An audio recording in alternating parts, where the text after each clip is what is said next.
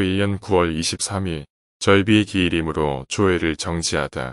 임금이 절비의 기신인 까닭으로서 조회를 정지하였다. 태조 1년 9월 24일 학교 수령 의창 향리 등 22개 조목에 대한 도평이사사의 상언, 도평이사사의 배금염 조준 등이 22조목을 상언하였다. 학교는 풍화의 근원이고 농상은 의식의 근본이니 학교를 일으켜서 인재를 양성하고 농상을 권장하여 백성을 잘 살게 할 것이며 수령은 전야가 황폐되고 개간되는 것과 호구가 증가되고 감손되는 것 등의 일로서 출적할 것이며 신구수령 이교대할 즈음에 일이 많이 해이해지니 지금부터는 서로 해유를 주고받은 후에 임지를 떠나게 할 것이며 공명사인과 군관, 민관은관에서 미곡을 급여하고 말을 주는 것이 양부로부터 이하의 관원할까지 모두 정해진 수요가 있으니 이로써 일정한 법으로 삼게 할 것이며 각도에서 경에 애밟고 행실을 닦아서 도덕을 겸비하여 사범이 될 만한 사람과 십견이 시무에 통달하고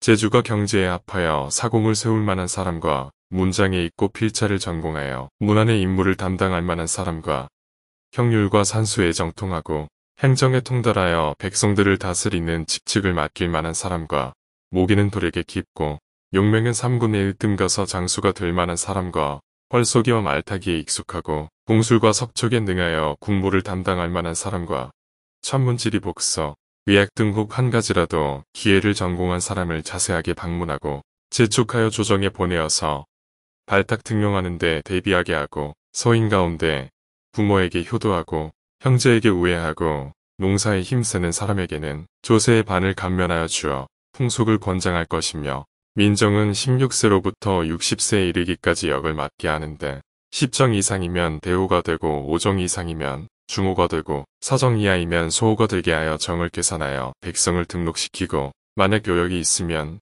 대호는 1명을 내고 중호는 2를 합하여 1명을 내고 소호는 3을 합하여 1명을 내어 그 역을 고르게 할 것이며 만약 유망하는 사람이 있으면 그 이유를 묻고 더욱 불쌍히 여겨 구휴를 가하여 완취하게 할 것이며 위창의 설치는 본래 공공한 사람을 진휼하기 위한 것이니 매양 농사철을 당하여 먼저 공공한 백성들에게 양식과 종자를 주는 때 반드시 두량으로 하고 추수 후에는 다만 본 수량만 바치게 하고 그 출납하는 수량은 해마다 마지막 달에 3, 4에 보고하게 하고 그 수령으로서 두량으로 행하지 아니하거나 부유한 사람에게도 아울러 주는 자는 죄를 논단하게 할 것이며 여러 주의 향리 가운데 과거에 오르거나 공을 세운 사람 외에 온조의 통정 이하의 향리와 고려 왕조의 봉익 이하의 향리는 모두 본역에 돌아가게 할 것이며 수령은 때때로 민절을 다펌하고 가을에 가서 손실을 자세히 갖추었어서 관찰사에게 보고하여 적당히 헤아려 조세를 감면하게 할 것이며 각 관역마다 와필의 상중 하 3등의 수요를 관의 벽에 써서 붙여두고 공명을 받고 사신으로 가는 사람이 있으면 공역서에 마부를 상고하여 험증한 뒤에 채송을 하게 할 것이나 도관찰사와 도절제사를 제외하고는 모든 복명을 받고 사신으로 가는 사람에게 함부로 말을 주지 못하게 할 것이며 주 부분현에서는 죄수의 정상을 도관찰사에게 진술 보고하여 형률에 의거하여 죄를 결정하고 사형죄 이상은 도평이사사에 보고하여 임금에게 계문하여 명령을 받아 결정하게 할 것이며 문선왕의 석전제와 여러 주의 성왕의 제사는 관찰사와 수령이 제물을 풍성히 하고 깨끗하게 하여 때에 따라 거행하게 할 것이며 공경으로부터 하사에 이르기까지 모두 검열을 세워서 선대를 제사하게 하고 서인은 그 정침에서 제사 지내게 하고 그 나머지 부정한 제사 응사는 일절 모두 금단할 것이며 공명사인 외에 관역을 빌려 유숙하는 사람에게는 관에서 미곡을 주지 못하게 할 것이며 공명사인과 수령이 연음을 하지 못하게 할 것이며 인하여 때 아닌 사냥을 금단하게 할 것이며 무릇 추상자는 부모가 빈소에 있을 때에는 조석으로 울며 제사하고 밖에 나가지 못하게 할 것이며 각도와 각주에서는 그 노정을 헤아려 원관 백사를 짓거나 수리하여 나그네에게 편리하게 할 것이며 제인과 화척은 이곳저곳으로 떠돌아다니면서 농업을 일삼지 않으므로 배고픔과 추위를 면하지 못하여 상시 모여서 도적질하고 소와 말을 도살하게 되니 그들이 있는 주군에서는 그 사람들을 호적에 올려 토지에 안착시켜 농사를 짓도록 하고 이를 어기는 사람은 죄주게 할 것이며 외방에 부유하고 세력이 있는 집에서는 양민을 슬그머니 차지하여 자기의 사역군으로 삼으니 청하옥관대 차잔에 억지로라도 등록시켜 부역에 이바지하게 할 것이며 무르중이 되는 사람이 양반의 자제이면 다습에 100필을, 서인이면 150필을, 천인이면 200필을 바치게 하여 소재한 관사에서 이로써 번에 들어온 배의 숫자를 계산하여 그제야 도첩을 주어 출가하게 하고 제 마음대로 출가하는 사람은 엄격히 다스리게 할 것이며 공사의 전물 가운데 자모자는 이식을 정지하게 하도록 이미 일정한 제도가 있는데 무식한 무리들이 이자 중에다 이자를 붙이니 매우 도리에 어긋납니다. 지금부터는 연월이 비록 많더라도 일전의 본전에 일전의 이자를 더 받지 못하게 할 것이며 중들이 중앙과 지방의 대소 관리들과 결당하여 혹은 사사를 건축하기도 하고 혹은 불서를 인쇄하기도 하며 심지어 관사에까지 물자를 청구하여 백성들에게 해가 미치는 것이 있으니 지금부터는 일절 모두 금단할 것이며 바다와 육지에서 싸울 때는 쓰는 무기를 수리하고 점검하여 뜻밖의 변고에 대비하게 할 것이며 시위군과 기성군은 상번과 하번으로 나누어 윤번으로 할 것입니다. 임금이 모두 그대로 따랐다. 올랭압에게 의복을 하사하다. 올랭압에게 의복을 내려주었다. 태조 1년 9월 26일 내정에서 격구하다. 임금이 내정에서 격구하였다. 배극념 등이 여러 왕저들에게 규정된 과전 외의 전지를 더 주도록 청하다. 저시중 배극념 무시중 조중 문화 실랑찬 성사 김사영 정도전 판중 추원사 남은 등이 아뢰었다. 왕자 제군들은 의복 거마 추종을 갖추지 않아서는 안 될 것이며 용도를 넉넉히 하지 않아서는 안 될 것이니 기옥건 때 본과 외의 전지를 더 내려주소서.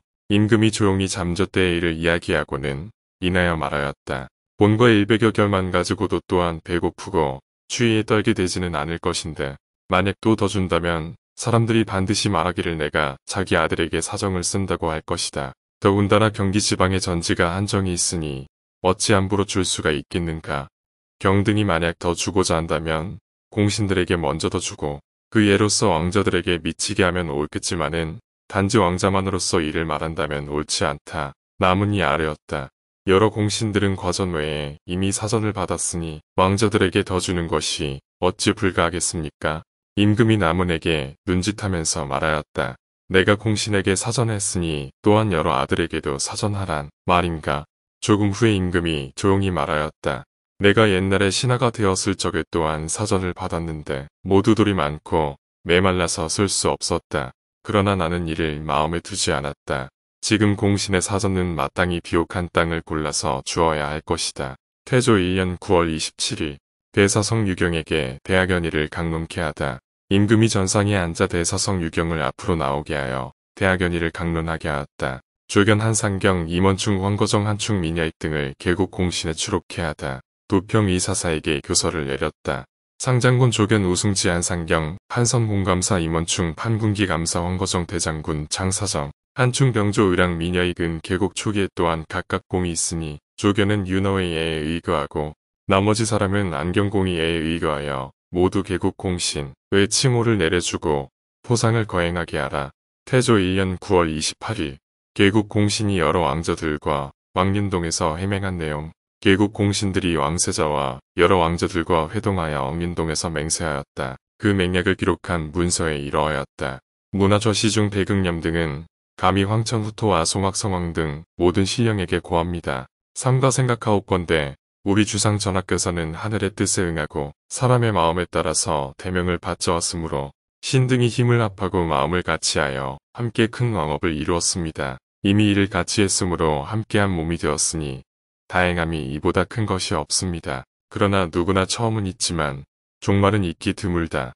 고하여 옛날 사람이 경계한 바 있습니다. 무릇 우리들 일을 같이 한 사람들은 각기 마땅히 임금을 성심으로 섬기고 친구를 신의로 사귀고 부귀를 다투어 서로 해치지 말며 이익을 다투어 서로 꺼리지 말며 다른 사람의 이간하는 말로 생각을 움직이지 말며 말과 얼굴빛에 조그만 실수로 마음에 의심을 품지 말며 등을 돌려서는 미워하면서도 얼굴을 맞대해서는 기뻐하지 말며 겉으로는 서로 화합하면서도 마음으로는 멀리하지 말며 과실이 있으면 바로 잡아주고 의심이 있으면 물어보고 질병이 있으면 서로 부조하고 환란이 있으면 서로 구원해 줄 것입니다. 우리의 자손에게 이르기까지 대대로 이 맹약을 지킬 것이니 혹시 변함이 있으면 신이 반드시 죄를 줄 것입니다. 개국 공신의 자손들이 충효계를 맺고 왕륜동에서 해맹하다. 개국 공신의 자손과 동생과 사위들이 충효계를 맺고 왕륜동에서 해맹하였다. 태조 2년 9월 30일 천둥과 번개가 치다.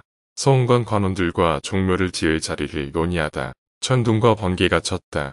임금이 서원관의 관원을 불러 종묘를 지을 땅을 물으니 서원관 관원이 아뢰었다. 성 안에는 좋은 땅이 없고 고려 왕조의 종묘가 있던 옛터가 가장 좋습니다. 임금이 말하였다.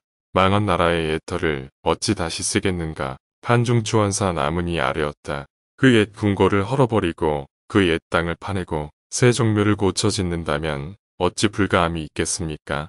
임금이 말하였다. 또한 고려 왕조의 종묘가 있는 고래 소나무를 베지 말라.